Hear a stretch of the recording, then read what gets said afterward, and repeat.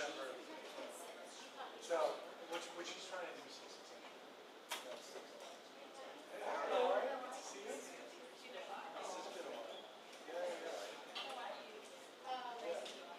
Do you know him? I think I've seen you, but I don't think maybe we've seen each other. Okay.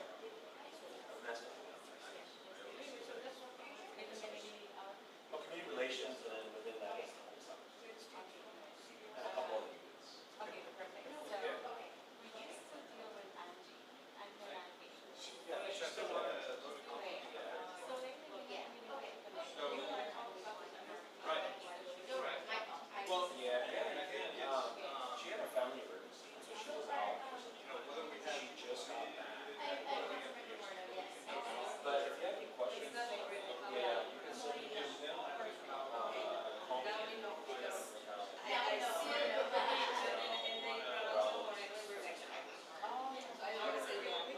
I gave it to the mayor, I didn't read it. No. We have another, she's a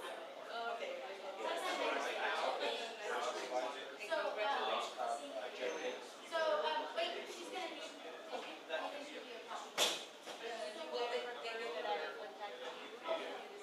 Yes, depending on who your need is, then I can delegate to the right person, yeah.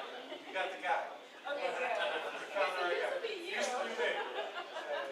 Now, not anymore. Henry was the guy that had my spot. And then when he promoted to captain, I was the village chief. And it gets better and better every so time. I'm going to show ideally, all good. So we're going to send some information your way regarding one of our parks and the new park that will be nice to I'm sorry. That's still good. That's still good. Oh, okay. What happened with that one? What happened with that one? It's a challenge. Yeah, that's the right.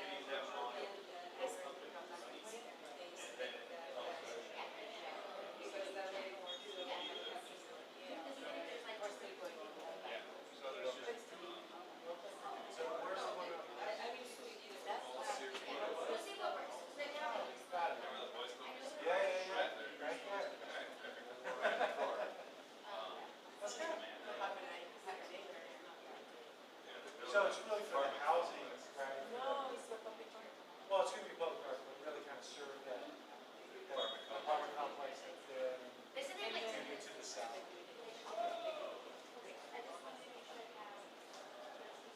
So that's why we talked to you. Right.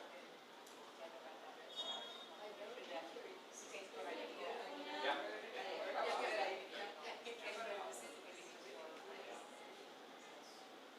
Thank you.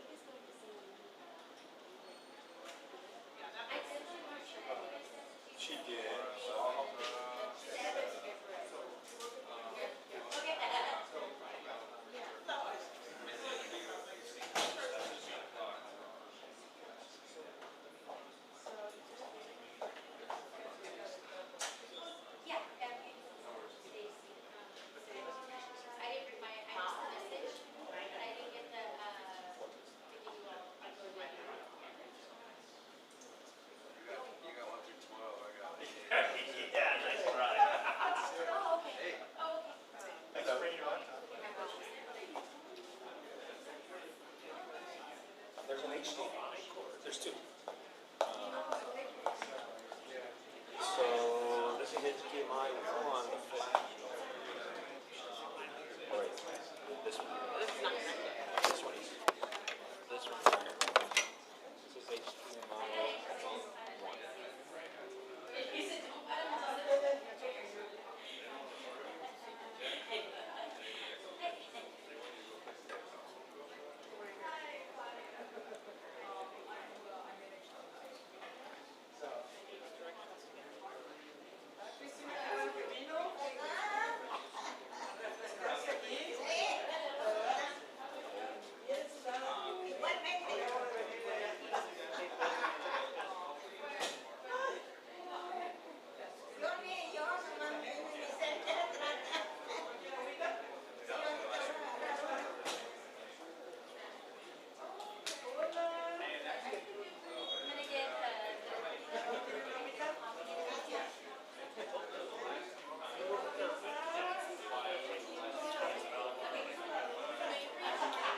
I'm gonna ask you for the.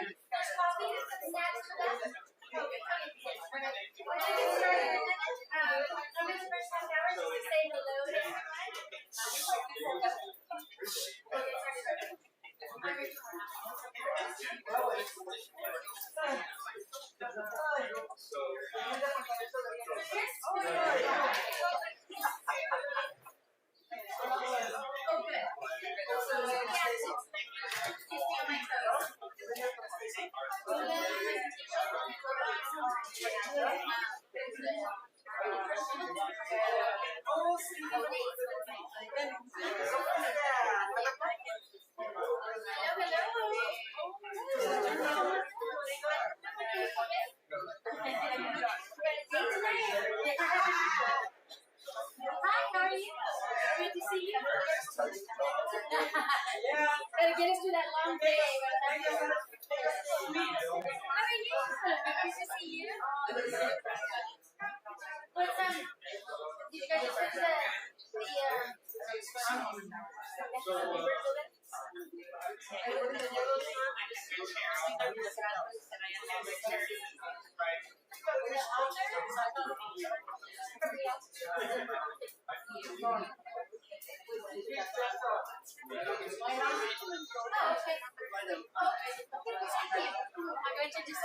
Hello, Christina.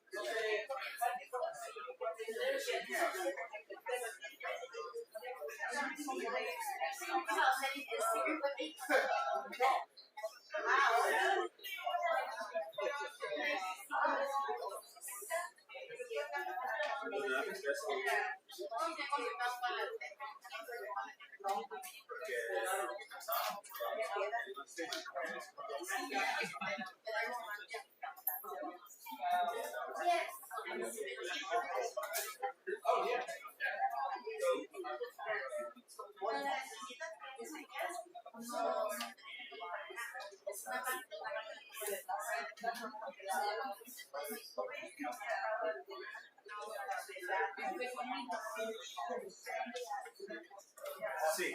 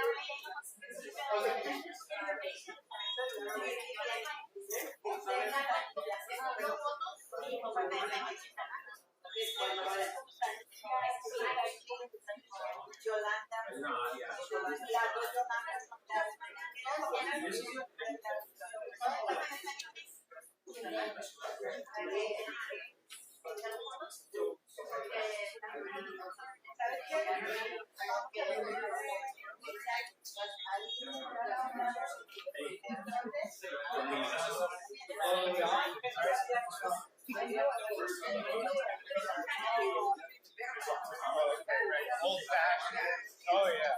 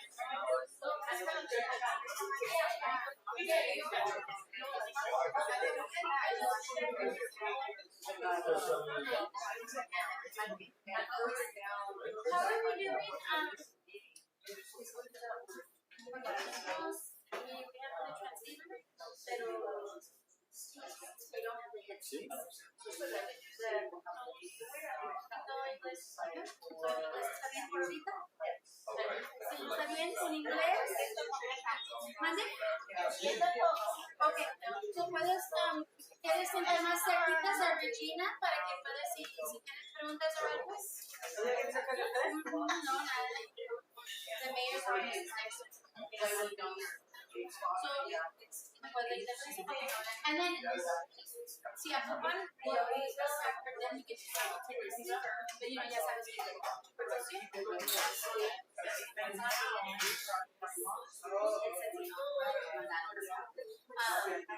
we'll do it in English, but then we get, I'll check it in and make sure you just let me know if Spanish, like full Spanish speaking, or just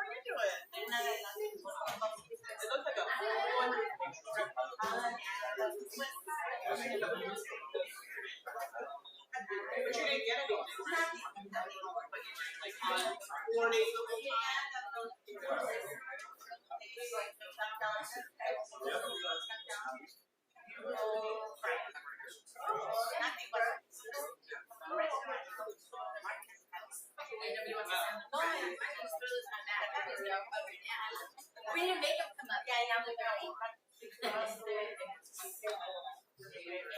you good? You're all set up?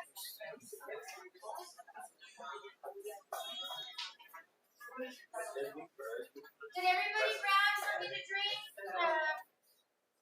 My staff Chris was able to bless us with some donuts today, so you'll get that last evening rush if you want some. And then we have some coffee and water in the back for everybody. Help yourself. We're going to get started. We're going to give people just a couple more minutes. I think maybe I can go ahead and start with introducing myself. Rudy, can I get attention, please? Rudy? Can I get everyone's attention, please? Thank you. We're about to start. I just want to say hello, welcome everybody. For those of you that didn't hear, I wanted to make sure that you help yourself to some coffee and water in the back. I know it's probably been a really long day for everyone, and we're going to get started very shortly. Before I have my presenters come up, I'm going to go ahead and introduce myself. I'm the council member for District 4. My name is Rachel Morneau, and I live here in this area here, just right on the other side of the park. Been here for over 30 years, and my kids learned to swim here. You know, we did mommy and me classes here. My dogs love the park back here. I'm very engaged. I've worked in this community for over 20 years at that time, and I'm just really vested in helping make sure that we continue to help our city grow and help it thrive, and to continue to bring better resources to the areas where we live, and especially just get to know everybody. I know that our city has done lots of work. I mean, we have come so many, we've come over so many barriers and different areas that we were calling out and asking for improvements, and we've seen improvements. And we all understand, even our staff here at the city, our community members, we understand that we still have a little bit more work to do. But I think together we're going to be able to get through all of this, and I am very proud to be at the city council right now, working with, I've had experience working with the staff up there already from the community level as a community engagement director, and working as a community empowering, creating leadership within our community. And so I've had the privilege of working with many of these staffs, and I know how hard they work for us. And today, as my guest, I would just like to make sure that everybody is here. I invited them. I want us to be respectful. I want us to understand. I want us to learn from everything, so all the work that they're doing behind the scenes. Because even for me as a community member, and learning now behind the scenes from all of these amazing people and all the different departments, there is so much work that goes in to make our city safe. to make our cities walkable, to make sure that we're getting enough housing or the streets are cleaned and all those kind of things. And I know, even, that they get my calls still, when I call and I do the act and I call about graffiti in my neighborhood or dog being loose or fireworks, right? Whatever it might be, they still hear me as a community member too. I know that we have a lot of work to do, but I just really want to empower everybody to make sure that you know that we want to work together and that they want to work with you. They want to hear you. They want to listen to you. And they want a better, healthier city, more thriving city also. So with that, I just, again, it was anybody, let me go through if I could just, quickly, let's just see who's in the room. I see some new faces and I'm excited to see new faces and we can just start and your name and what area you live. You don't have to tell me exactly your address, but just like what live in this area, just so you kind of get a feel of who's here. Sorry. Good afternoon. Thank you.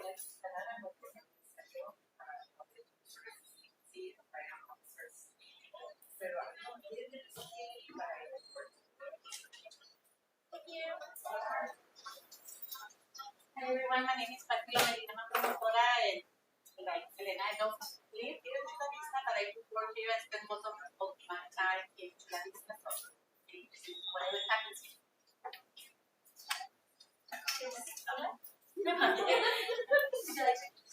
My name is Chloe. Thank you. My name is Carla. I live on Naples. My name is Sandy. I live on Oxford, and yeah, the community has changed a lot. I've worked for years since I've seen it. Thank you for being here. Hi, my name is Patricia. I'm here for 6 years. Brother is dead. And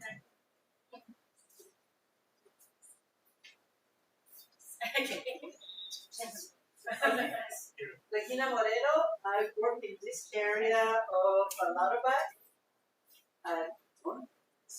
But I love this area and the community. I'm Erica Lopez. I'm an intern for and I've been studying all my life off myself. Thank you. Señora, Oh, tu nombre y de cuál Cristina del Señor, vivo en la Palomar, apartment, Gracias. Palomar. Gracias. Hi, my name is Claudia and I live in the top area. I am Roy, I live in Oak Pine Ranch, but I manage with a store, and Brooker and I've been here since. Thank you. Good. Thank you. I live in Brooker, and it's on the west side close to the garden. It's good as moss. Thank you. Rudy Ramirez, long member of the District 4. Winters. Thank you. I'm Sarah Boyer. I live in too, but I've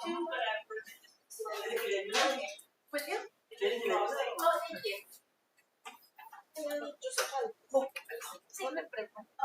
I'm Sarah Glenn, and my husband James Glenn, we've been adopted since 1990. Taught for the school district for 25 years prior. And I have a lot of questions about things. Thank you for being here. Hi, I'm Dana Gomez, and I've been a resident of this store for over 30 years now. This is my first time back since we saw review, so it's amazing. I'm glad you guys are all here, seeing all of this also. Oh. Anybody else back there? Hi, hola, Ramon Olivar, lived here my whole life, Orange and Hilltop. I'm also here representing Cesar Fernandez, sadly couldn't be here right now. Graduated Casper High School. Oh yeah, Casper. And I will get to the staff. I think we're at that point now. Let me go ahead and welcome our staff for the presentation. So, Harborside Park, right? That is a super exciting area over there that has lots going on. And I know as a community member before moving into this position, This was something that was near and dear to our hearts, and we worked really hard with the community, and we worked with City Council. We worked with this team, did lots of work behind the scenes, gathering information from the community, listening to the community, and really talking about what they want there at that park. And so the piece that I love the most is that it didn't get forgotten. It didn't get, left behind. And so we're here today to talk a little bit about those updates, and then we'll have some Q&A at the end. And so at this moment, I would like to introduce to you our first. We're going to have Ms. Stacy Kurz come up here and start us off. Stacy. So, good afternoon, evening, everybody. My name is Stacy. Oh, we can translation. No, right now we're good. So everybody is English speaking. I'm in back of her. She's gonna tell me if she needs it. Yeah. So I'm here if anybody needs Thank that. you. Estoy aquí si alguien Personal necesita service. interpretación en español, estoy aquí. I'll give her a second. Okay.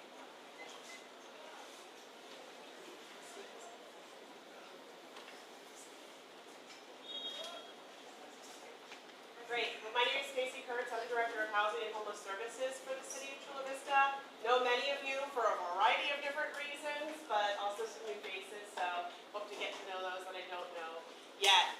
So we're here tonight to give you a brief overview on how we got to today with Harborside Park. And then we're going to talk to you a little bit about things that the city's been doing, some things that the community has been doing to help mitigate issues that we've seen in that particular area. And then we're going to talk about the future of Harborside Park, which is coming back very quickly. So with that, I'm going to turn it over. We have 3 speakers tonight. I'm going to come back up towards the end, but in the meantime, Lieutenant Ernesto Pineda, who is over the community policing unit, is a lieutenant there, and he also oversees our homeless outreach team. He's going to tell you a little bit more about Harborside Park, but real quickly, the homeless outreach team is a multi-department effort, including the housing department, police department, boat enforcement, park rangers, public works. So a lot of people from the city are involved in our homeless outreach efforts. We're not going to get into that too much today, but you're going to hear some of those things that they're working on in the Harborside area specifically. And then Danny Schreck from our Public Works Department here is to talk to you about all the exciting stuff that's happening in Harborside Park right now. And then, like I said, we'll wrap up with just some closing remarks and questions from the audience. So with that, start with Lieutenant. Thank you, Stacy. Good afternoon, everyone. My name's Lieutenant Ernesto Pineda, and I'm here to talk about some information, a little history, and other information about Harborside Park. As you can see on the screen here, there's a little historical perspective of when we started to take steps to close it. But one of the things that you don't see here, there were 2 other big incidents that occurred, which when we closed the park, it was like a phased closing. We started with the bathrooms. The reason why we started with the bathrooms is that we have 2 incidents, which one of our officers was exposed to fentanyl, that they contacted somebody in that bathroom. And the second incident was a young boy whose older brother was practicing in the park, who found a dirty needle and ended up pricking himself. And so when we brought that information to the director of the city manager and the council, they decided we need to do something because we started to see a trend. And so we started by shutting down the bathroom. That was the first thing we did at Harborside. And as you can see, the timeline so I'm going to explain the chart right now. The blue blotches that you see, those are the parks throughout our city. And when you start to see the redness, those are the parks with the higher calls for service. And as you can see, the one with the arrow and the yellow, that was Harborside Park. And you can see Harborside Park was leading all the parks in our city with calls for service. So on that chart on the right, you'll see the number of those calls for service. And then you started to see a downward trend. One of the things that happened was COVID, and so we were kind of allowing them to do because the word was that we shouldn't disturb the homeless. We need to keep them where they're at because they didn't want them to spread COVID throughout the city.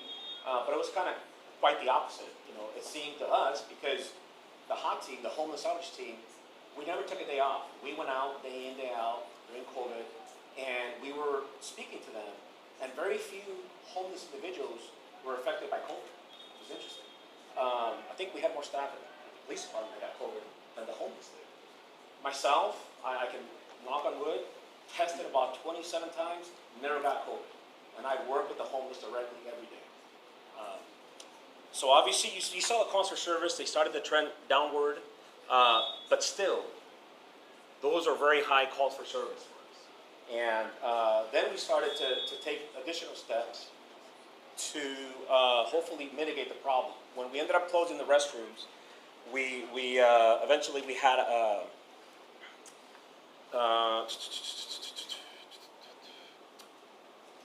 we started to have incidents underneath the gazebo. You guys remember there was a big gazebo in the front?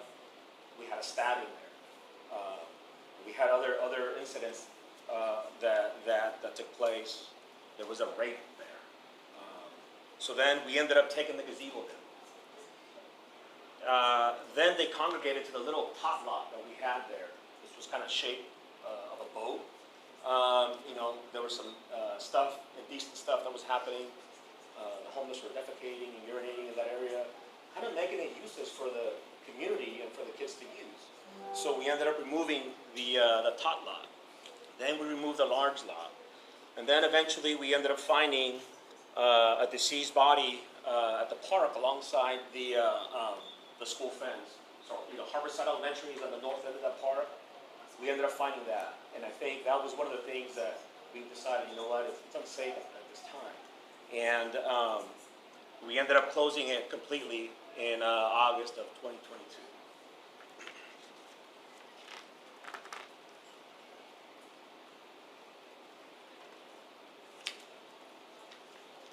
So, and this decision, again, it wasn't just made overnight. We were bringing up these incidents to the attention of the city manager and the council members, and they were the ones that ultimately made the decision to say, you know what, at this point it's unsafe, we need to shut it down, and come up with a plan to open it where it's a safer park, a safe park to use. So some of the community action that we took, you know, in June of 2022, we held a safety forum along with the Chula Vista Elementary School District. July 2022, we had another community meeting, and the whole purpose of this was to get their input, what they wanted to see, because we were getting pushback. The community didn't want to close, some people wanted to close, others didn't. So we had to really think and listen to the community to see what they wanted to see with that park. Some of the actions that City Council took, as you can see there, we constantly were briefing them on the safety of the park. We started to appropriate some funds because once we closed the park, you guys remember that Industrial Boulevard became a big nuisance. At one point, we had over 73 encampments on Industrial Boulevard from Palomar to Naples. Yeah, and that was absolutely unacceptable. And our city manager was very proactive and saying, we need to address this. And we did. One of the things that we did is we added 2 additional bodies to the homeless outreach team, which allowed us the opportunity to go out there and be more active in offering outreach. And we also were able to clean more often. And we started to do that. Well, got a bird or? Okay. And so the council and all the people in charge they wanted to deal with this issue. So as you can see, they added the bodies to assist us, and we went cleaning and we cleaned industrial. The other thing we did is you notice they erected a wrought iron fence. We moved the fence and we put it along the sidewalk, not allowing the homeless to set up their tents in that little dirt lot, that dirt space that was in between the sidewalk and the MTS line. Yes. And this was all because of the discussion that we were having, how we can mitigate the area, how we can make it, where it's not too closed off for the community, but it's still nice enough for people to walk through.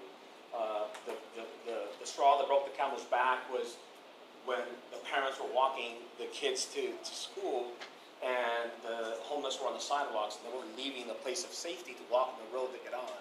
That was absolutely unacceptable. So we had to take action, and we did. In May of 2023, they came up with this proposal that we're talking about, and then this year is when it was the information that we provided for was approved.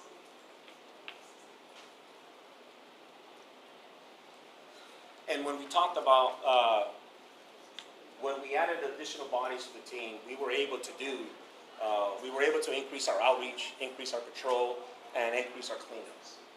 Not only do we have our public works that assist us in cleaning up, the city also funds Alpha Project and the McAllister Institute, which they help us in going around the entire city and cleaning up for us. So we have the ability to say if there's like a mattress on the side of the road that we need to get cleaned up, we're able to just call the cleaning crew and say, hey, I need you to pick up that mattress, because Public Works may not be available because they're working on a larger project. So we have all that available to us. And I mentioned earlier, we were able to erect the fencing on Industrial Boulevard, which helped mitigate some of those issues. I know I get this a lot, it's like, yeah, well, you moved them from there to another location. I'm gonna show you a map in a little bit, and that's where the challenge lies for us, because we're dealing with a couple of different entities. Right? We're dealing with the city of Chula Vista, we're dealing with Caltrans property, and then we're dealing with MTS property. That's where the challenge lies for us. And I'll explain that here a little bit more detail a little bit. Some of the community efforts that we did, we started to engage the community a lot more, and we were able to convince a lot of mobile home, Brentwood Mobile Home Park, and others to establish a neighborhood watch, because we were receiving a lot of calls for service from them in regards to the homeless. And so Sarah Camacho, who works out of my office in community relations, she is the one that's very proactive, and she's the one that goes out and engages the community and says, hey, if you're interested in neighborhood watch, we'll come out and help you and organize it. Because we need the community to be the eyes and ears for us. We know we can't do it alone. The police cannot do it alone. So we need that community, the calls for service, and we need that. And then also the fencing went up. So along Harborside Park, one of the issues that we were having with the businesses is there was a lot of theft-related calls for service, because the homeless that were at Harborside Park were running over to Walmart, Costco, and all the other retail stores there and committing theft. And we all know that with Prop 47, right, it criminalized a lot of crimes. Well, they knew, and the homeless got smart, because they started to go in there. Okay, I'm not going to steal over $1,000 worth of stuff, but I'm going to steal 500, and they're not going to do anything to me. And they were right. I had the loss prevention from Target told me one day, I saw the same guy come in here 5 times, and I estimated that he stole about $500 because it's a misdemeanor that's not even bookable at this point, at this time. That's what they're doing. And so one of the things that we eliminated by closing the park is that the calls for service related to theft, they decreased because the homeless are no longer there. And then also MTS. They also erected a fence, and so for whatever reason, whenever they put up a fence, that was like a kryptonite for the homeless, because they went away from that area. They didn't want to be near a fence. The other thing that we did is we created a stakeholder task force. We reached out to all the businesses in the area, Walmart, Target, Costco. There's another gentleman that owns a jiu-jitsu gym, I believe. He's part of the task force. We want the input from the business owners in the community. We want them to be a part of it. So we're just underway with this task force, and you know what? If you're interested in being a part of it, we would gladly have you join us and take your input for this for the future moving forward.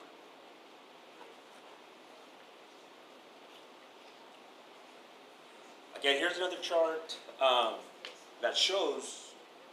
Earlier you saw the high volume of calls for service, and Harborside was the leader. Here's the chart that shows you by month, per year, leading up to the closure. And once that closure happened, we basically eliminated the calls for service at Harborside Park. Now, obviously, it's because it was closed But nonetheless, it was not impacting the community that is living there. Because the community that lives there are the ones that were coming up to me and, or not calling us and letting us know about the issues that they were having. The picture on the right is, so the top one is Industrial Boulevard. Remember I mentioned this is the same road that had 73 encampments at one point. And that's how it's been, and that's how it's been maintained. Because of us being more proactive and the fence that has been installed. And then below is another fencing that MTS installed that helped them eliminate and mitigate the issue with the homeless. So I mentioned earlier that one of the challenges that we have is, especially myself, I get a call I-5 and Palomar. If you've been there lately, you'll see that there's encampments on the on-ramp and off-ramps. And it's challenging because that area, so it's basically right here. In yellow, you'll see it. All that area, it's actually Caltrans jurisdiction. That's their area of responsibility. This highlighted, this dotted line, it's over here on this side. And this is Oxford here. This is the little road that leads out to Palomar. And so as you can see, this area, when we were having homeless here, that's MTS responsibility. And then these light blue color, this was the city of Chula Vista. So the challenge is, okay, they put the fence up here, we closed off Harborside Park, then they moved over here. And that's when we needed to make a decision on what we were gonna do, and we ended up erecting the fence, doing more enforcement, and then they started going over here to Caltrans. So the challenge that we have is we don't really work together to solve this issue because we have different rules that we have to follow. Caltrans has certain ordinance, certain rules and regulations that they have to follow. We have our own. We are working on a grant together that if we're successful in receiving funds, we will be able to work together by way of a memorandum of agreement. So we're going to be able to go out as a team, Caltrans, MTS, and Chula Vista, and go out and clean these areas, which will be more impactful. Because right now it's like playing whack-a-mole, right? We go out, we do our thing in our city, we push them off to MTS, they go out and clean, they push them off to Caltrans, and that's what's going on. And we want to eliminate that. We want to work together in unison to be able to clean that area once and for all. People always reach out to me and say, I don't know, who do I call about any tents on the freeway and whatnot? Here's their number. Their number right here, you can do it. That link will take you, it'll automatically take you to a link where you can submit a complaint right there, or you can also give them a call. And I encourage you to do it and do it often because they take a lot longer than we do to clean an area. My unit receives complaints through a number of ways, the internet, by phone. C-Click Fix is a huge app for us. And we immediately, the minute we receive a complaint, we hand it off to an officer. And when you submit a complaint to C-Click Fix, I'm not sure if you're aware, but it'll stay open until the officer closes it. And they have to put some notes in there saying what happened with the problem. And so my officers have been instructed, clearly, you need to close out with a disposition. And Captain was clean, it's Caltrans jurisdiction, followed it, sent it to Caltrans. They have to include something in there. And when they close it, if you're the one that submitted a complaint, you should get an email saying, hey, this complaint has been closed. So that way you can go and verify that in fact it was handled. Does that make sense? Because I didn't know that when I first learned about C-Click Fix and we weren't closing them. Then I had to designate one of my officers for 2 weeks. Your only job is to close these out. And we need to put a disposition of what we did. But now we're caught up, and on a daily basis, complaints come in. I hand them out to my officers, and they may not go out that instant or that day, but they'll get it by the end of the week for sure. So if you don't have this number, I suggest you write it down. and call them. Can you say it out loud? Yeah, absolutely. So the number to call to report a complaint on Caltrans property is area code 619-688-6699.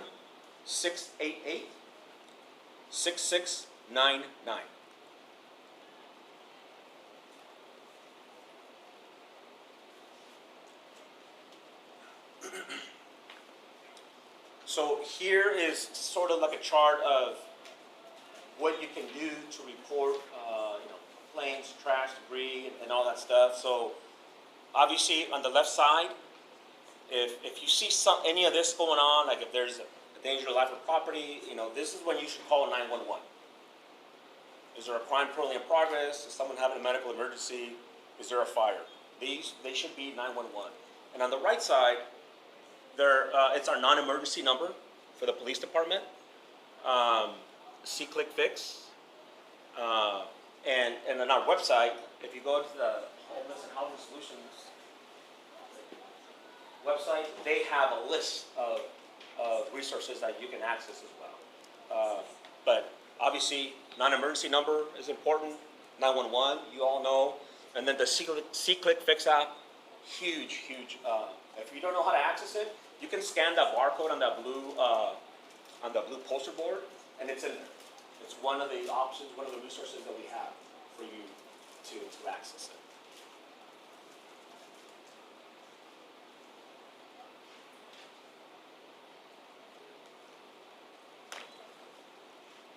And I believe that was the last slide that I have for you. But of course, I will take any and all questions that you have. Once Danny agrees. I just want to thank you, Ernie. I know that there's so much work that you and your team have been putting in. I've been working with them for several years now. And, one of the things I wanted to point out when he talked about the trash that you see, like the, chairs and furniture and stuff like that, things that, people, constituents, I think I mentioned it last time, that there's free dumps. You can take those to the dumps, and people can take them, but they don't take advantage of that free dump pass as a member of the Chula Vista. And the sad part is that a lot of times our teams, when they go out and see the homeless population and meet with them to give them resources or guidance, they have to spend a lot of their time picking up the trash. And so that takes a lot of that time. And so they're not just always constantly out there just doing that, but there's so many other little intricate things that take them from helping to support our homeless population and keep our streets safe and clean. As far as the stakeholders task force, that's been something that's been going on for a really long time, and Elena and I have been part of that as community members, and as HHSA has been very involved in that also. I know sometimes,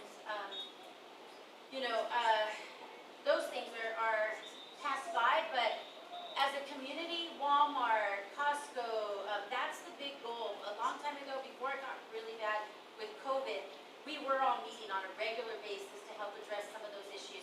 And you're all bringing that back again and getting even more people involved. And so thank you for doing that also and going above and beyond in those areas. And with that, we're going to have Danny go ahead and continue on with our presentation.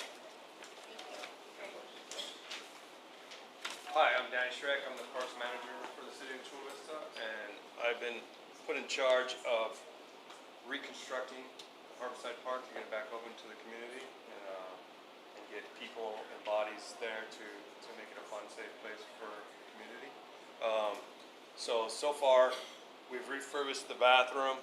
We put new lights on the outside, painted it, cleaned up the inside to make it a nice place because it wasn't for such a long time. Around the whole park, we're adding wrought iron fence, and it'll have gates that'll be locked when it's not open. Right now, they've set all the posts. They're in the process of making all the panels for it. We hope to have that open, or not open, but installed by the middle of August, and then the fencing will be done. My crews are out right now. We're redoing the whole irrigation on the soccer field or multi-purpose field. We're setting new valves, new heads. We're getting a new pump for it. So that way there's full coverage for the turf to stay healthy and, you know, make the park beautiful and a place for the kids to play in. The sod is going in on the 22nd of July, so a week from Monday, it will be in.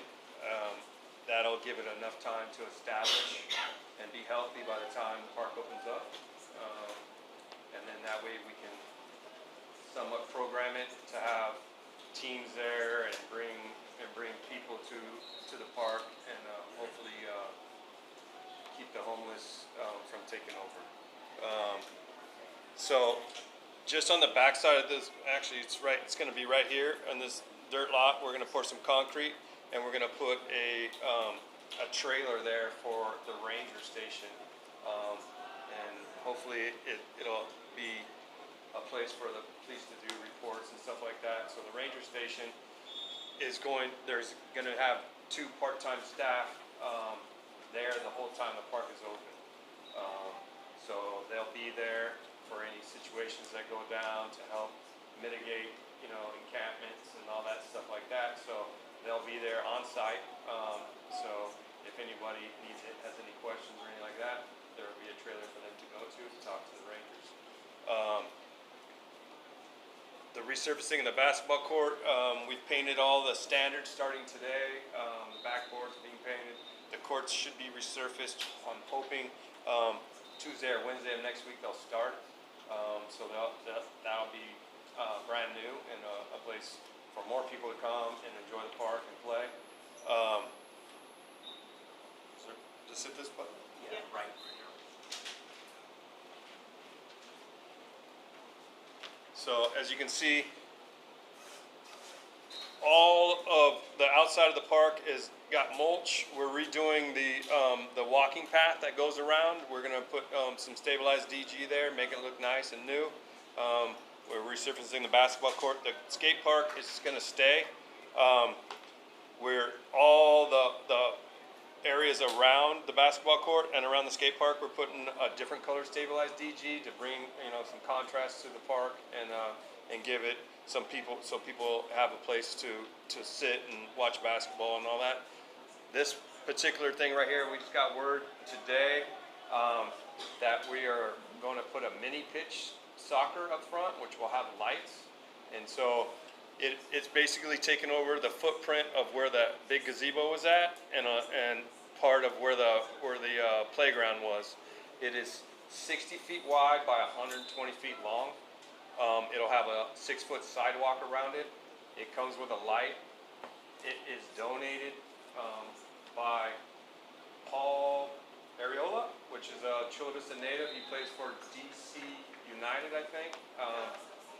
Dallas FC, yeah, Dallas FC. He's a local, and he is fronting the money along with Target in conjunction with U.S. Soccer. So we're working with them. It's going to get approved by City Council hopefully in the next week or so.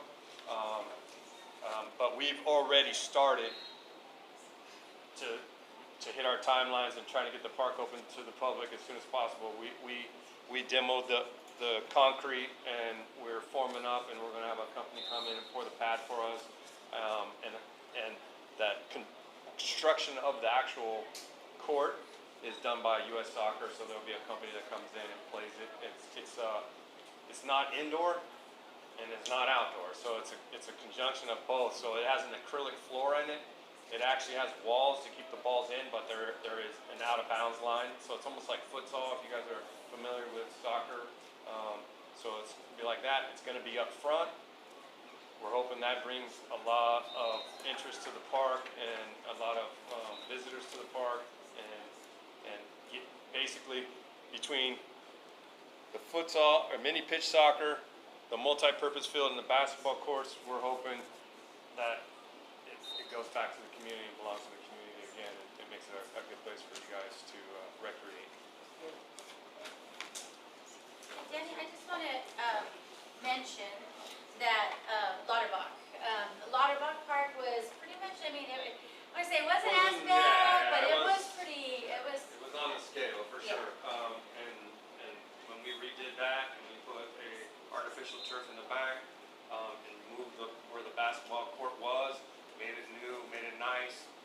dressed up the park, and it is highly used now.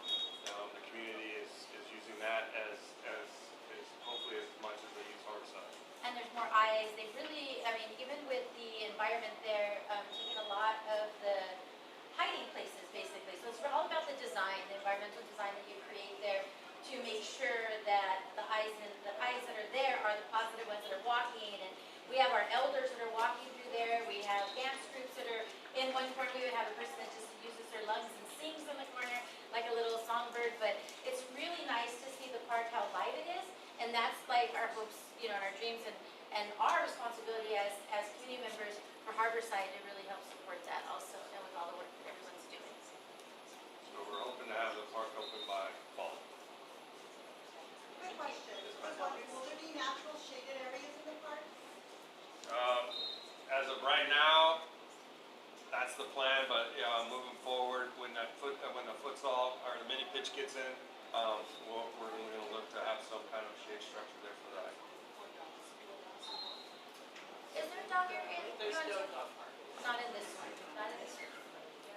So before we go off this slide, I just wanted to point out one really quick thing. It's really hard to see, but there's a dotted red line that previously was right here. And so as this was presented to council when they approved the phase 1 reopening and the funds towards that, it was anticipated that this front half of the park wouldn't even be open at the beginning.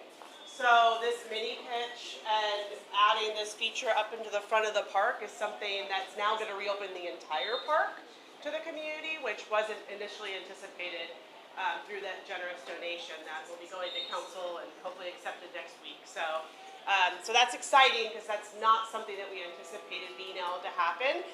This does not prevent anything from happening up there in the future. When we brought this forward to the community and asked what they wanted, which I'm going to get into a little bit more, phase 2 did include a lot of shade structures. It included like an orchard potentially or other natural features to provide shade.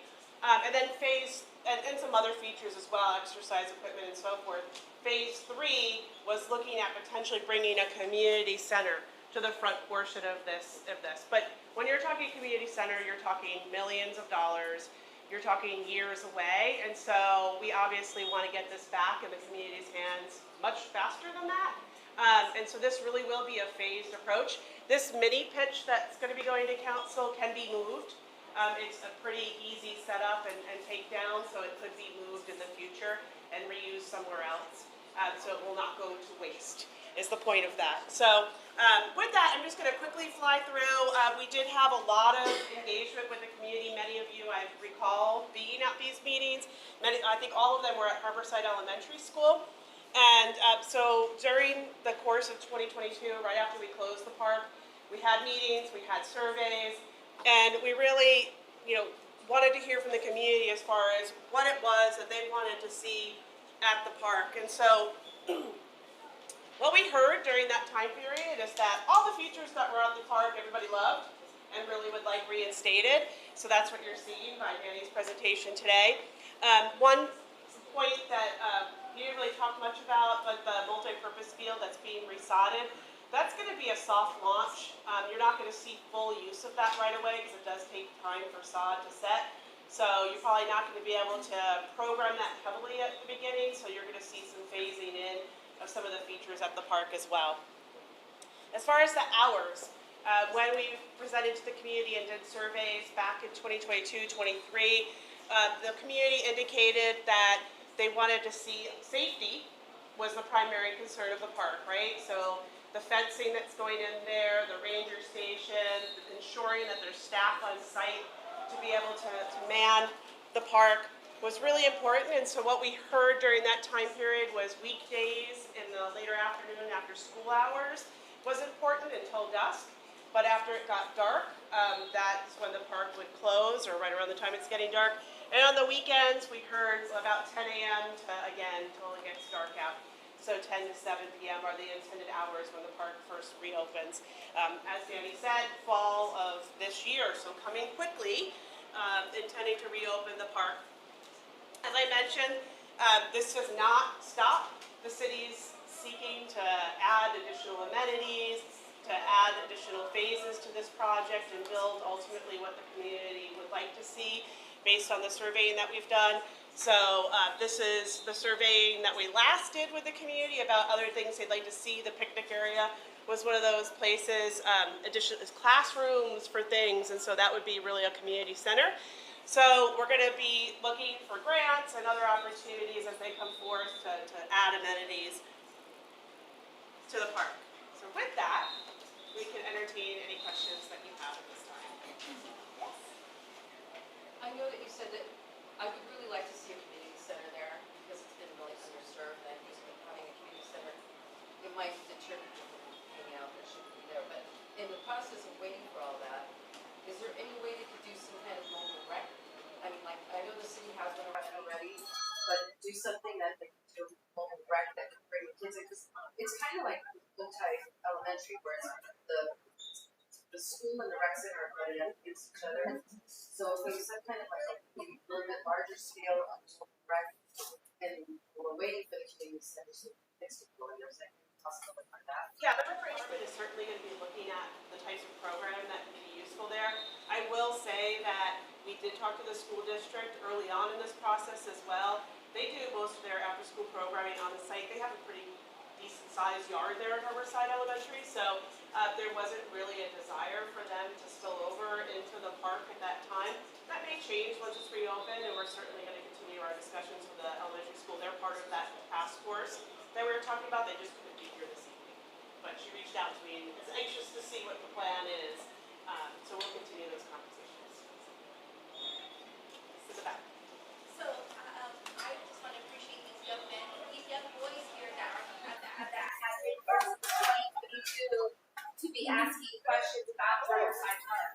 And the things that they asked for during public comments during these events is that they wanted to make sure they have birthday parties there and to be able to have this kind of gathering. I don't see any picnic tables on your guys' floor plan, and I know they've been asking, and we as families have been asking since it started in 2022. What is, did you guys demo the old picnic tables? Did you bring them back? What is your answer to that? Yeah, so that was really part of phase 2 is instituting the picnic areas, some shade, as we talked about, for gatherings and being able to rent facilities out. That's not something that we're doing at this particular moment. We really want to get the park activated, and once it's reactivated, then we start looking at some of those additional amenities that would enable those types of gatherings to occur more frequently. So that's probably part about the park, is that wasn't planned, and now parents have to bring their own tables and chairs to be able to have a birthday party underneath the pine tree, because that was part of what they want, that was planned. So I'm just like concerned that that guys did listen to part of us as a community, they didn't listen 100%, and that again is going to happen where they'll have to be, they're going to truck in their things, but again, it would have been nice to have that part of plan to have a place to have things. We'll certainly keep that in mind as we're, like I said, the next phases. Those are things that are being planned, but I hear you. Do you have a timeline for the next phase? No, we do not. I mean, like the mini pitch soccer is really kind of phase 2 already, right? We weren't really anticipating that beyond the phase 1 stuff, we were going to be able to get to that. I'm going to put that back up. I think that's probably the best graphic to talk to. Like I said, we were only anticipating phase 1 to be from here over. So we're already kind of dipping into phase 2 a little bit, but it's because of donations. So as we're able to get funding, grants, donations, and those are the types of things that will be added. So, what's going to be the policy with regard to law enforcement? So, for example, if somebody wants to go and camp, will they not allow? I'm making sure the camp, say number 10, camp is allowed parts of the spot. I'm not sure. So, and what will that mean? Will the policy now change on some of the petty crime that was abundant, ubiquitous for years on the part without being addressed, right? Is it different now from the policy of law enforcement? So Lieutenant Theo obviously has been addressed a lot of that. But just quickly, the park will only be open during the hours that it's being staffed. So that in itself is a big change for now, that wasn't previously, that will help enable prevention of some of those things. But as far as I really want to give an example of what's happening at Lauterbach also, those hours are changed also. So the gate is actually closed and the rangers go through and they make sure that everybody leaves the park and that they leave at the appointed time that the park closes. And then there's no camping or sleeping over, and it is reportable. And I want to point out, that is standard across the state. I live across Fort Park out east, and once time is up, everybody has to get out. So that's standard for all parks. So to answer your question in regards to enforcement at the park of the encampments and whatnot, so several months ago, the council and the mayor directed the hot team to draft ordinance, and together with deputy city attorney, we drafted something. However, we were waiting for the result for the Supreme Court ruling that just happened recently. And now that that has come down and it's kind of favorable to us, meaning law enforcement, we are moving forward with that ordinance that we drafted. So, I mean, I can't speak much of the information because it's still not finalized and it has to get approved by council. But to answer your question, yeah, we will have an ordinance that will be able to go on first. Okay, so if I could just follow up really quickly. So that'll be for camping or public places, which is what the Supreme Court decision will affect. Yeah. But the enforcement of everyday violations, open drug use, I mean, we all were familiar with what was going on in that park for years and years and years. It was never addressed. Is that changed? So regardless of whatever happens, you know. I mean, I wouldn't say that it was never enforced because I mentioned earlier 2 incidents in which my officers got exposed to fentanyl. Yeah. The officers were there on a call for service about a guy using drugs in the bathroom. So that's the reason why they went there and they were exposed to that. You know, so we as law enforcement, we go out, obviously, I wish we could have someone there all the time, but we just can't. So, you know, we're driven by calls for service. We are driven by proactivity with the officers, the time permits, allowing that to happen. One of the positive things that has happened with the department is we're getting very close to being fully staffed. What that allows us to do is to add more additional bodies to different sectors throughout the city, which allows us to do proactive enforcement, such as people that are doing illegal stuff at the park, narcotics, carrying weapons at the park, having a knife at the park is illegal, enforcing that. So before, years ago, a couple years ago, we were very short-staffed. We're at a point where we're almost fully staffed. I think we have, Captain, 9 vacancies. Yeah, so we're very close to getting fully staffed, and we're already in the works on how to add additional bodies to different sectors in our city. And then you mentioned enforcement, like the retail theft. You need to reach out to your legislators to reverse that. That's something that it's not only affecting Chula Vista, but it's affecting everyone within us. That's just a tough change. I have a question in regards to parties, like if they were to have it in the grass, multiple purpose play area. Do you have to have a permit?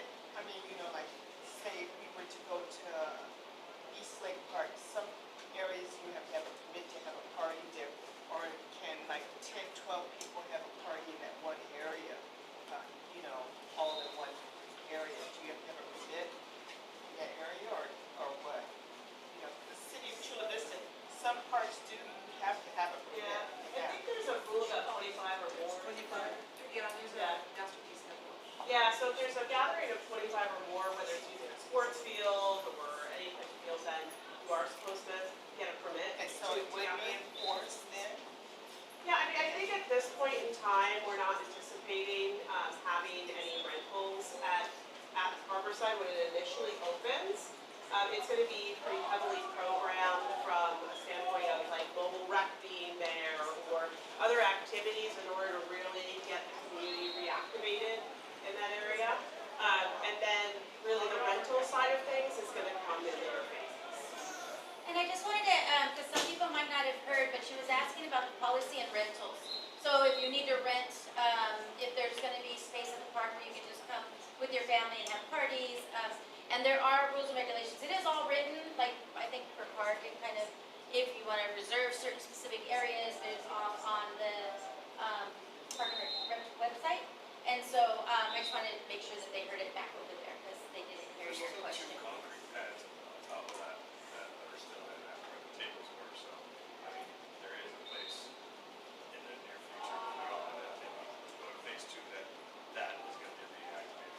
So there will be some space in the near future, so that the pads are still there, right, the cement is still there. And I hear what you're saying about, but there's not an actual table, and you have to take your stuff out there, you know, and all those kind of things. And I just wanna encourage everybody to work with the phases, right, because it's one of the most amazing things I think that is happening that costs a lot of money, and for the safety of the kids, is that entire field, or what do you wanna call it? I mean, they just drudged it for safety to make sure that there's nothing left there that's gonna potentially, harm our children or our friends, anybody that's there, right? Our dogs that wanna walk over there with us.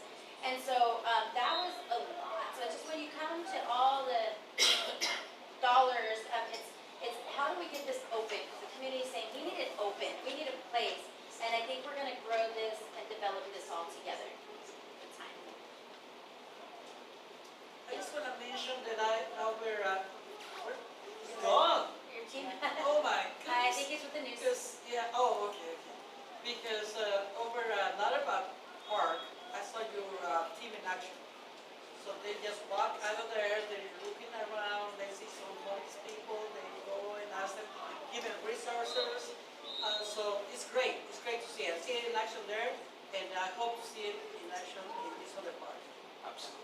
So And thank you for that. thank you for acknowledging that, because I think that's something I can't say it enough, how proud I am of our homeless outreach team and the work that they do, because it's not, and we talk about the enforcement, right? That's always really touchy, because these are people that are out there, and some of them, you know, are out there, yes, for participate in negative type of curricular activities, but some are just down and out and really need those supportive services, that they're out there reaching out to them and trying to really support them through that transition, because it's hard. Where they're at, they've been living there for a really long time, or things are just not, you know, mental health issues, drug issues, whatever it might be. We have support for them. We have places that they can go to in our shelters, but we can't force anyone to pick up their things and move. And they're human beings, and we have to treat them with dignity and respect. And we have to support them, and we want the same respect, right, for our kids to be able to walk safely down the streets. And we're reaching there. We're trying to get there the best way that we can together. One of the things that as going out with the team, and really, I encourage anybody to call. I think that people can be able to do this, but going out and seeing, you know, how, I guess, they're just very savvy, right? They go to the library and they print out maps, and they'll literally tell our police officers, oh, I'm on the Caltrans area, so you can't tell me what to do. You can't tell me how to move or where to move and get my things. But yet, you know, just 50 feet over is Chula Vista, and if they were there, but they know exactly where to be and who's going to take the longest. And so I think with that strategic team that we have putting together is just ideal, because we'll all be on the same page. We'll all learn how to work together, and we'll all be able to support each other to make sure that we can address these needs the best way that we can. So one more thing that I mentioned to one of the police officers, I don't see any signs that say about smoking. It's not smoking in the park, especially if it's close to the playground. So guess what happened? 2 days later, the sign is there. So I'm glad to see that. Thank you. And this is where we talk about the community. You guys have the eyes and ears. We may not see everything, but you bring it up, and we will certainly listen, and we'll take action on it. Thank you for that. I really appreciate that. Thank you, thank you. And for the park area, if they can put in on the things, you know, the number to call for the canopies or the preservation, the park preservations, should be nice. We can call and say, you know, we're gonna have a party here, blah, blah, blah, so many people, or that I can get a permit. We will definitely work on that. I mean, it's in some of our parks, but, you know, some of our signs are old, so we need to refurbish those for sure. Thank you. I'm sorry. Once again, Cesar Fernandez couldn't be here, but I'm filling in on this hospital very concerned with safety, of course. And as we get this park on roll, we hope for, of course, uptick in usage. And during the initial enrollment, the unroll, like the initial use and release of the phases, do we anticipate any increase in gauge activity? And if there is any anticipation, do we see any usage of anything other than the park rangers in order to ensure that safety? Yeah, Danny mentioned that there's going to be a trailer, we're going to have 2 park rangers. The goal is to have constant police presence. I'm not going to say I'm going to stage something there, but the hunt team will be very involved and being a part of it. If they're not, there's control, walking the park, similar to like they saw our officers do a lot about the park. That is absolutely something that we're looking for continue to do to keep it family friendly. I think everybody wants it to be successful. And I think that's the best thing. Like the city is really supporting this effort to make sure that we're all successful in this. Because a lot of time, a lot of energy, a lot of community comment and support has been around it, and we all just want to make sure that it's successful. Oh, yes. Total cost, what was the total cost of phase one? Oh. Total cost for phase 1. I think it was fine. I believe it was about $1 million that was approved by city council for phase 1. The mini pitch was not part of that. As I mentioned, that was a donation that they'll be looking at.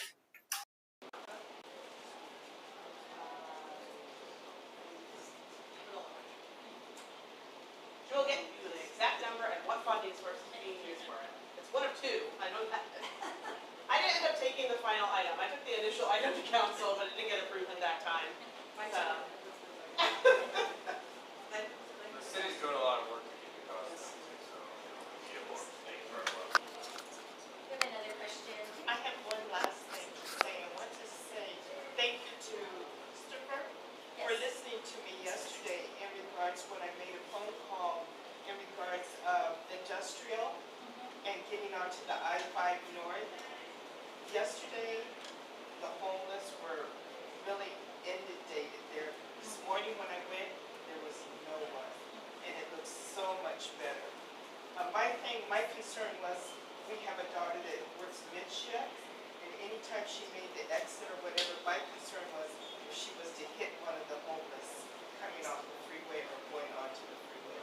But he did listen to me yesterday, and then we had visitors that came from Florida last week, and they were appalled on how much trash was on Chula Vista I-5 the exit.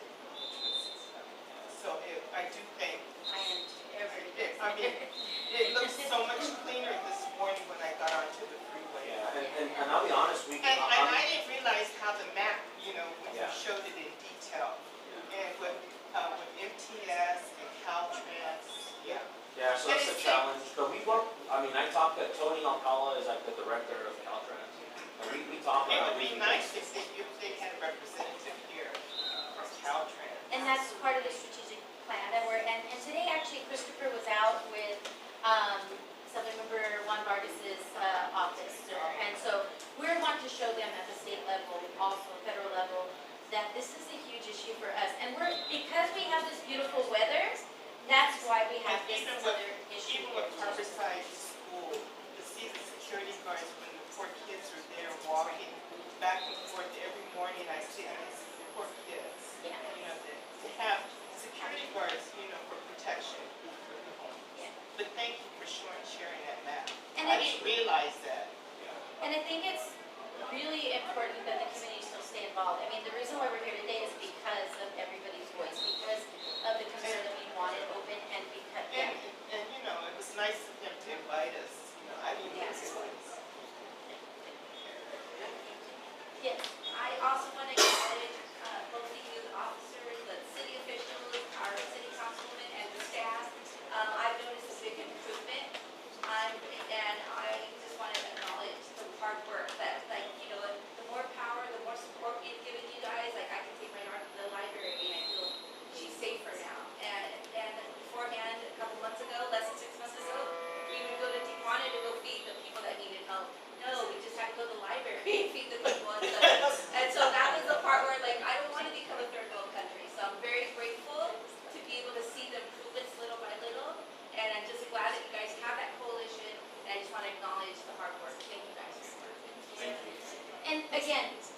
only works if they know where the problems are. And so again, you're not bothering anybody by reporting it. Just report and let everyone know. Now you know the map and you can let helpers know. And really just, again, the eyes and ears is what we need. That's what's happening. That's what's working at Lauterbach right now. You know, enjoy Lauterbach, but we want Harborside to be just like that. And it's because now people feel safe and they're walking, they're playing soccer. You can't even get on a soccer field, which is a complaint now, but it's a good complaint, right? Kids are exercising. People are using the park the way it's supposed to be. But will they come back? They haven't at Lauterbach, so the more people that are there and using it, it just doesn't make, it's not a place they want to hang out when there's people that are there on their tables in their area. Kids are playing soccer and people are singing, you know. It's just, it's not where they want to be around all that. They want to be somewhere where it's We've included. been in our house for like 25 years. It's changed so much on the west side.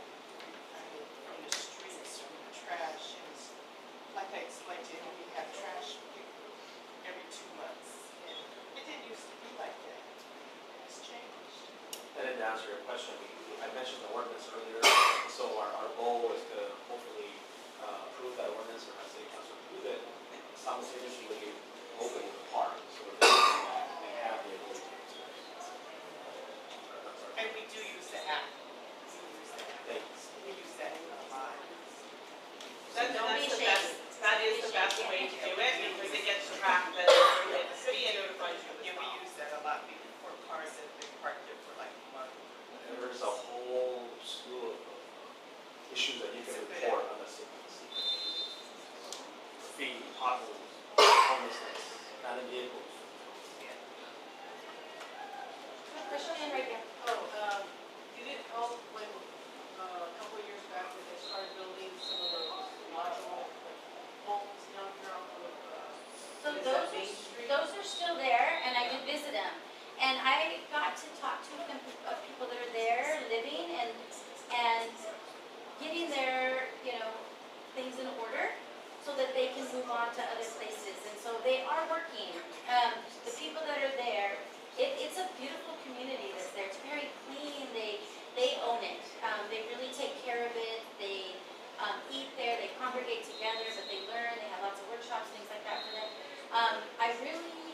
It's not full though. So there's still people outside that don't want to take advantage of that yet. And that's what they do every single day when they go out and encounter people, is constantly let them know that these resources are there for them. They just have to be ready to take that step. And that's the problem. And I think something of note that we need to recognize is not only do we have the shelter, but we have a lot of other programs that we help them. There are some individuals that we've helped that never set foot in the shelter, but we reunited them with family because we have the ability to buy them a plane ticket or a bus ticket to reunite them as a family.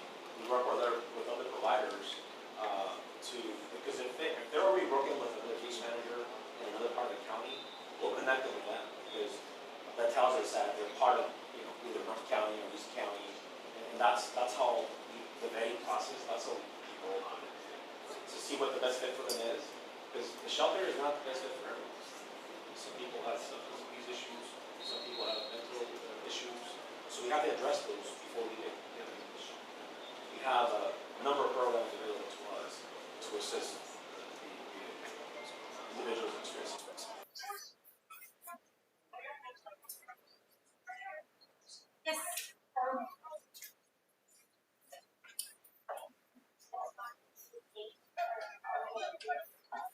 You said a little louder now? I just wanted to take them for all of this that are located and help to the park. I just got a new jacket, tight, and I can't wait. I can't wait to see that.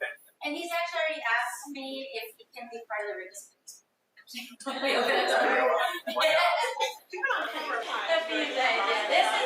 he's been one of our biggest advocates for this park, and I love those guys. Yeah.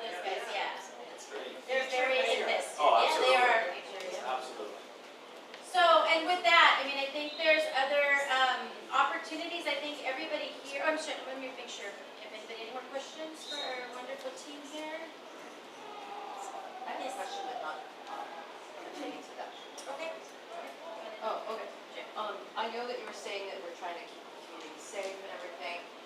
I have noticed my street has become a drag racing street.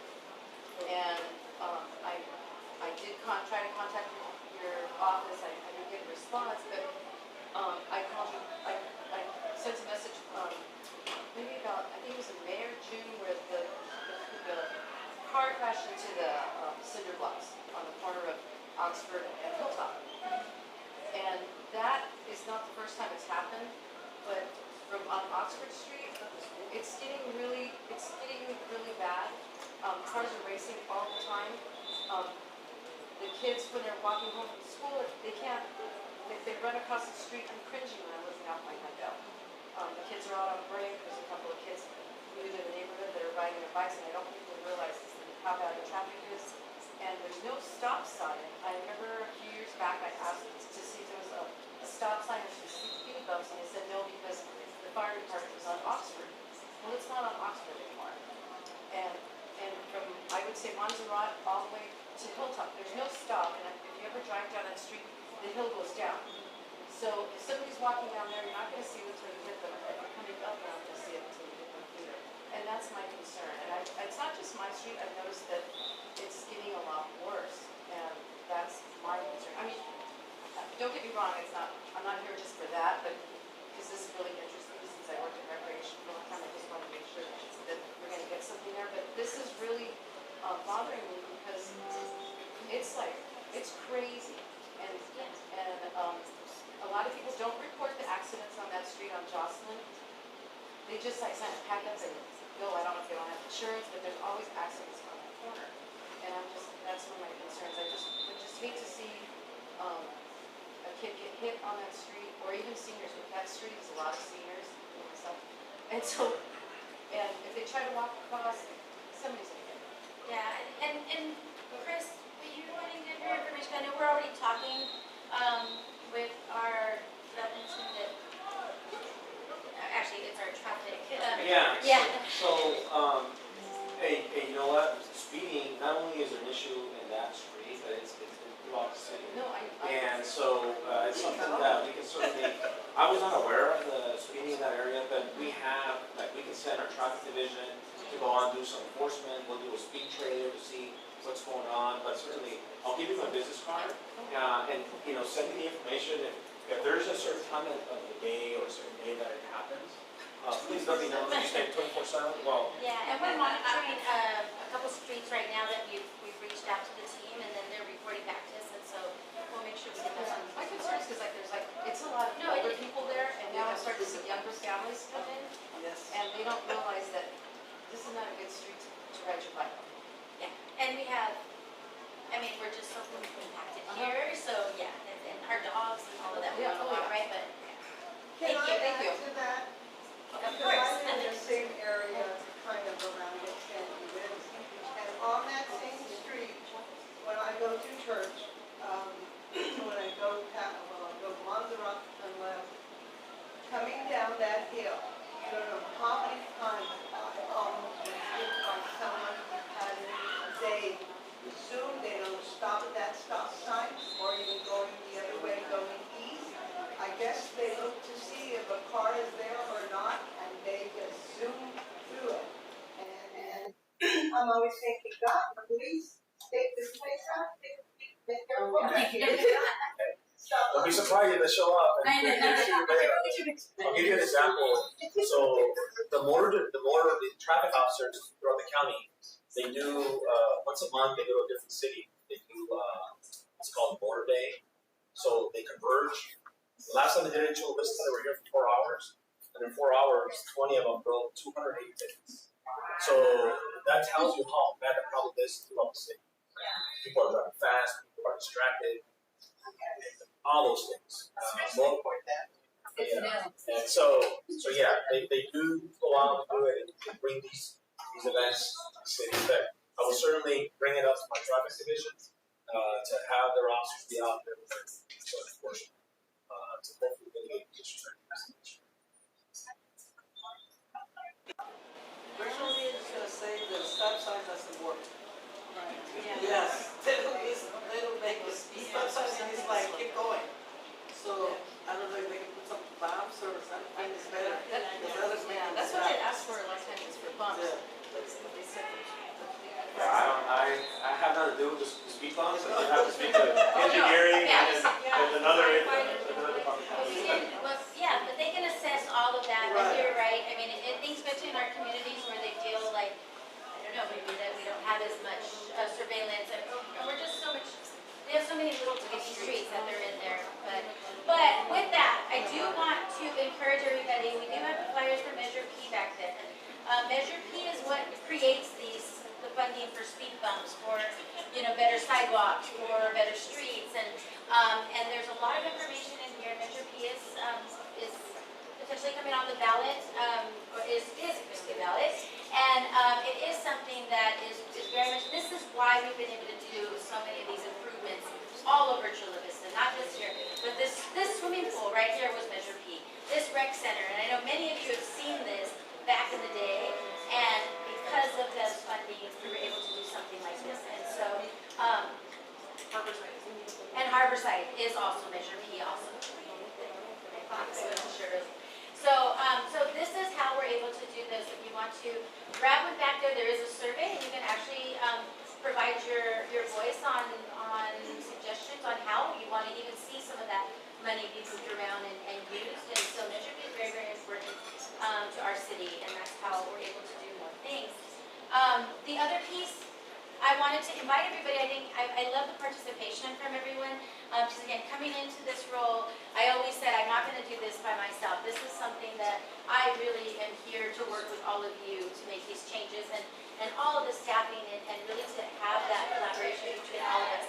But there is space at the city in our boards and commissions also. So I encourage you all to look into the Parks and Rec commissions. I know there are some people here that did apply and listened from my last meeting and have their application in. I'm very, very happy with that. But, we have boards of appeal and advisors, charter review commissions, cultural arts. There's a board or commission for everybody here in this room. You came here because you care about Chula Vista, because you want to make change. And this is how you can help support the city council to make that change. We listen to these boards and commissions. We don't always agree with everything, but this is how we have these open and honest conversations with everyone. But we really do need more support, especially like all of you, and I encourage you all to go online. If you want the information directly, you can just let us know and we'll reach out to you. And sometimes it's hard to navigate and try to find all these different links that we talked about.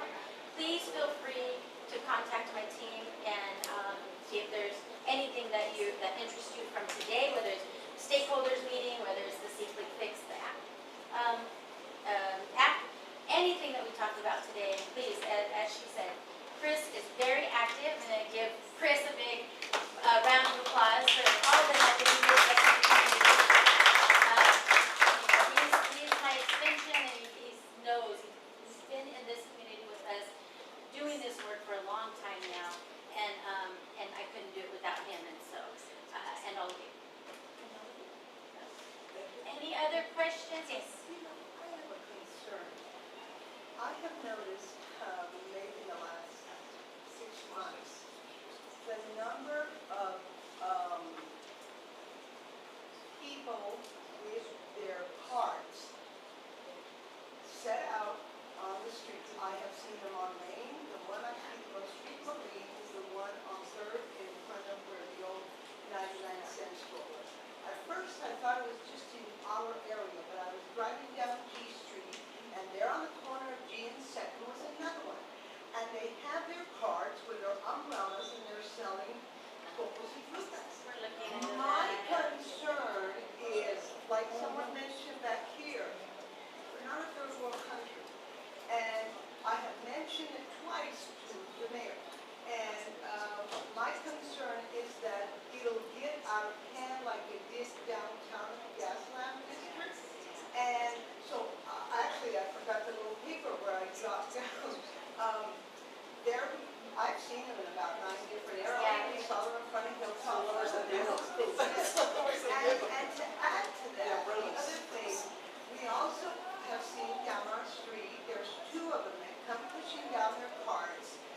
They remind me of the old ice cream truck when I was little.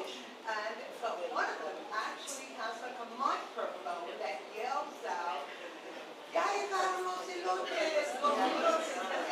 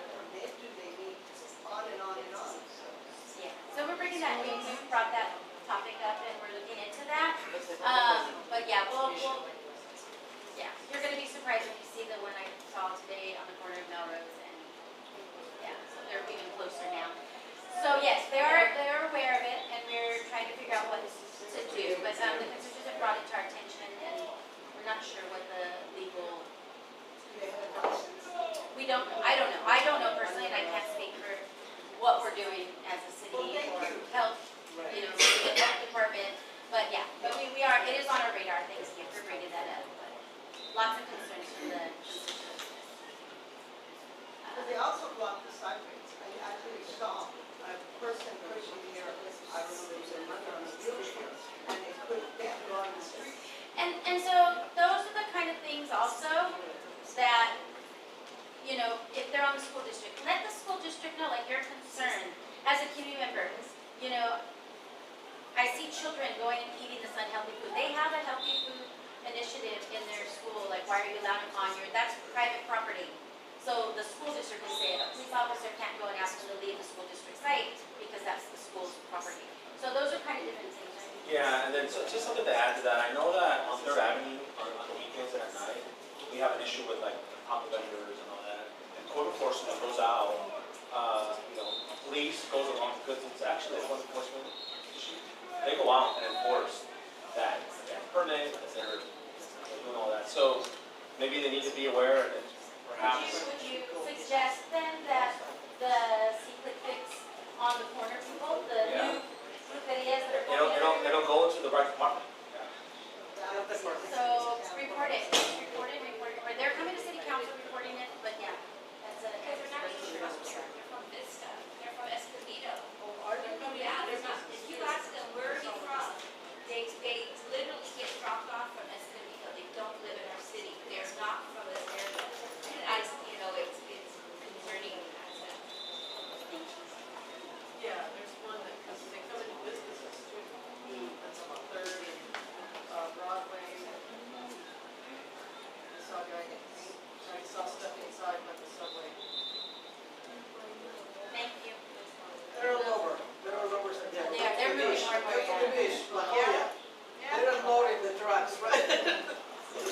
Oh, yes. So we have one more quick presentation for everybody, and then we'll let you all out. Thank you. Changing things up just a little bit, I'm Eddie Donato from the city's sustainability office. We manage the trash and recycling programs. The big thing that we manage, program that we manage is our contract with Republic Services.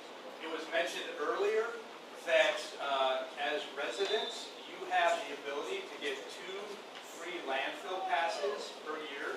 So if you have any trash that you need, lots of trash that you need to take to the landfill, you can get those landfill passes from Republic Services office.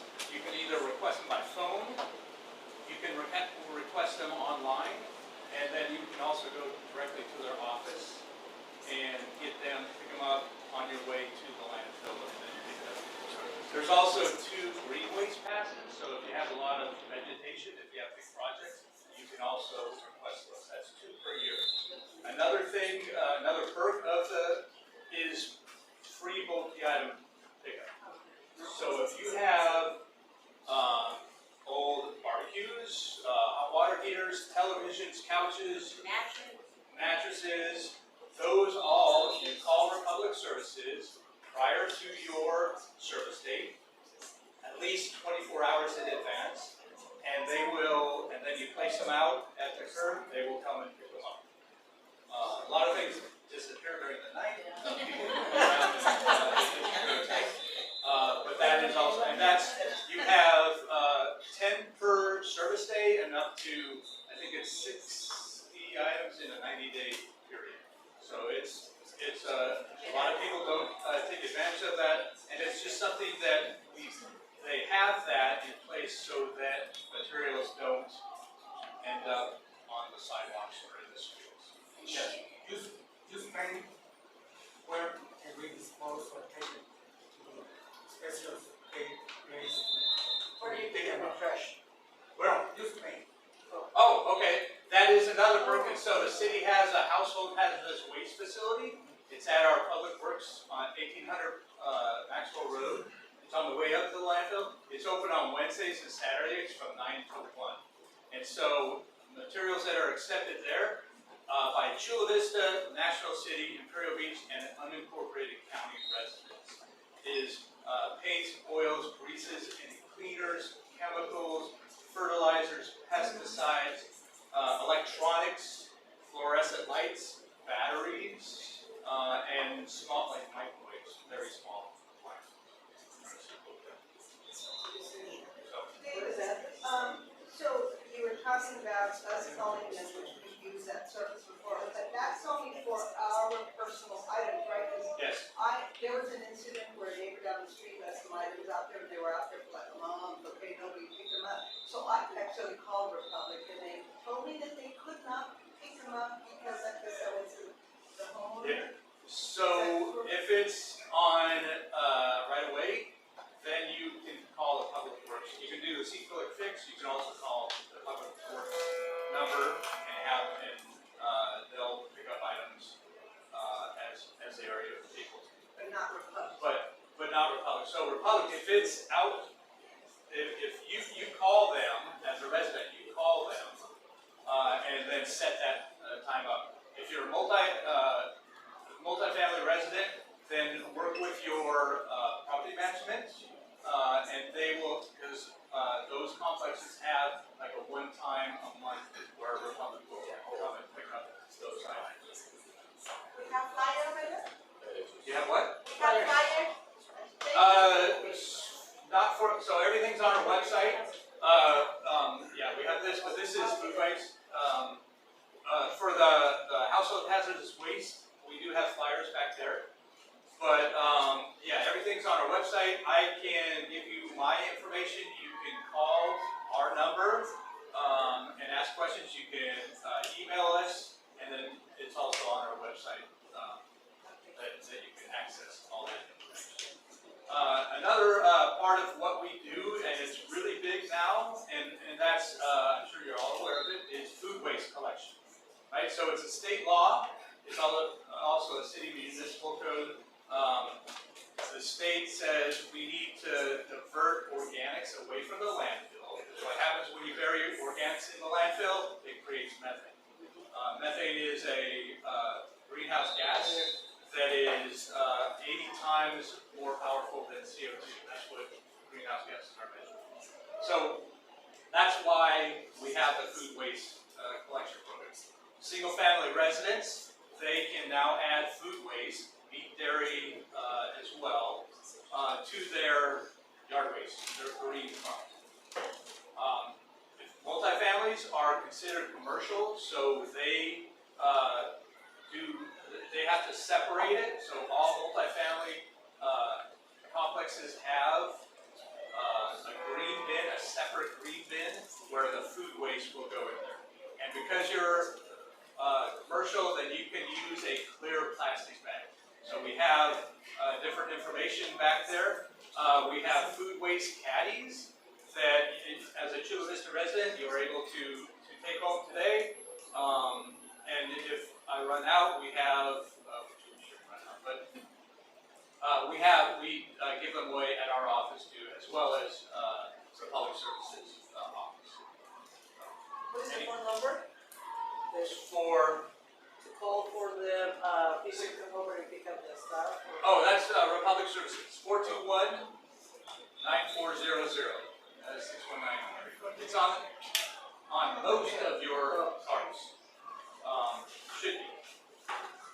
But yeah, that's their call center. And the call center is in a separate state. But they have a specific receivers for the calls that know the Chula Vista and all the perks. Yes? So in apartment complexes, I live in an apartment complex on the Moss, and we have one, but nobody uses it. Nobody's been using it. I'm the only one in Gardner's. Right. So that's, so to this day, recycling was introduced back in the 90s. And we still have challenges with people recycling. So food waste has just started up, and multifamily was just started in the last year. So it's ramping up. If you have any issues, call Republic Services. If you don't get your questions answered, then call the sustainability office. And that's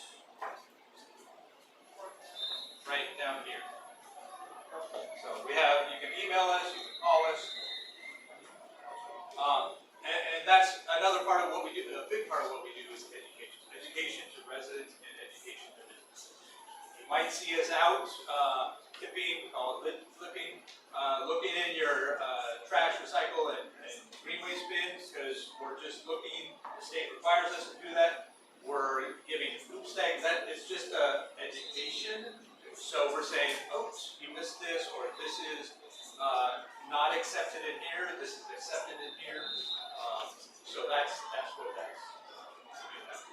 And they're doing a wonderful job educating out in the community. I know you're revving up on that also, because you're right. I don't remember the percentage exactly, but we're not as high as we could be, but we are better than most cities. And so it is great that we are, but we're barely at the beginning of this also. And so everybody's doing a really good job, but we gotta do better.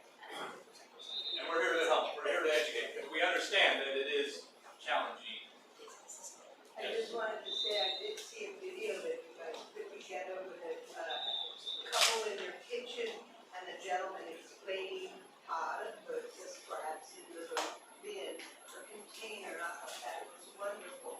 The only thing I thought, well, could it maybe be also in Spanish? I mean, Yes. Yes, so we try and put everything in Spanish as well as English. There are challenges with that, there are costs with that, but we need input on that, because it's amazing that we still send people, well, why are you sending these flyers out? We get the best response with sending flyers out. It's costly, but it's the most bang for the buck. So we still do that, and with that, there's that challenge of including Spanish in that, but we try and do that as much as possible. And yeah, so we're continuing to do videos. We have a lot of social media videos, but those videos that we do are on our website. Question? Well, the question was, hopefully it's for the park guy. He just said, yeah. Oh, okay. But we'll get it, whatever For you the need. trash cans in the park. Oh. If they can have it like that, organic, trash, paper. Quick answer, yes. Thank you. So funny, I said we gotta start wrapping up soon. The lights are gonna be a timer. The lights are gonna be a timer for the park. Yeah. Okay. And I just wanna say thank you to the councilwoman over here, because before, I don't know these meetings, and now, currently that's good. I'd say it's monthly. So that's good. Yeah, then we can all enjoy this and get to know, more about what's going on that district.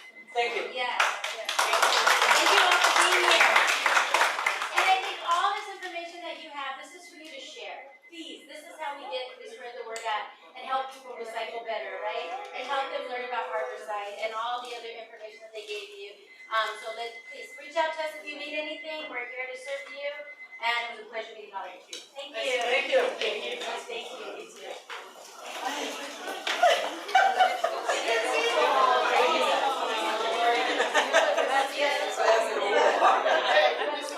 I love the question. So does the city have to recycle? No. Yeah. It's a practice and it's good to point it out. Right. So thank you for saying that. It's good to see you.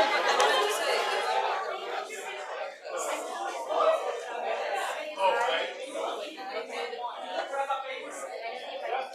They just come into your house and they can take the time. But look, you don't do that. I'll make sure it has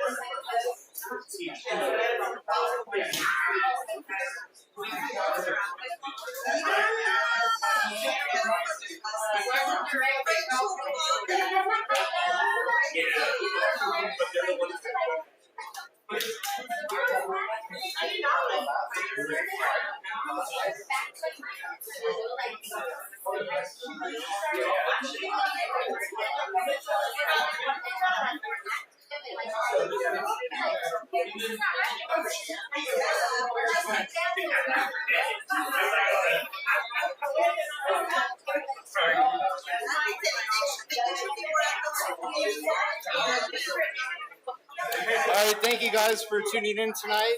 This was a community forum, and we're Chula Vista Live Data. We bring you live, on the ground information. Please stay tuned for the next meeting. It'll probably be tomorrow night, a board's meeting. Tonight, we had some conflict of schedules, but we came here because they canceled all the rest of the board meetings. So I appreciate you guys for tuning in, and we'll catch up with you next time. All right then.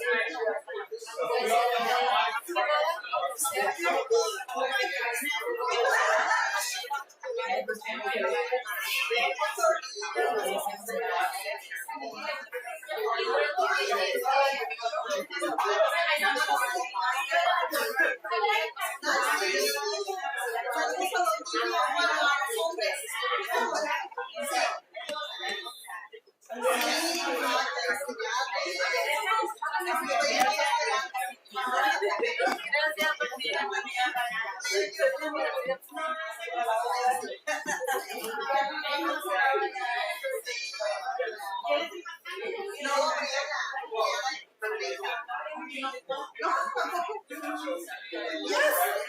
What type of questions are you? How do you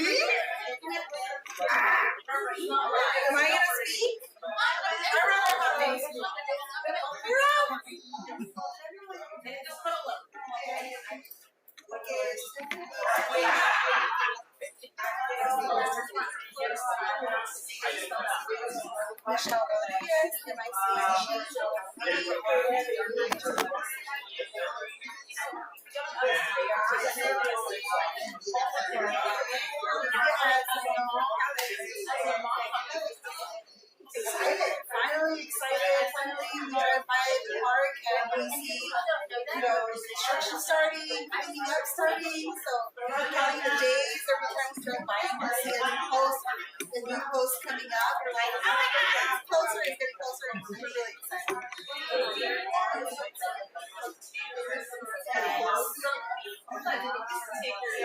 Of course, we have just see it and to go to the ball and white kite, but he just mentioned today he's excited about flying his dinosaur, his dragon kite there. I mean, I know it's not until October in college when it's going to be open, but it's windy then, so it's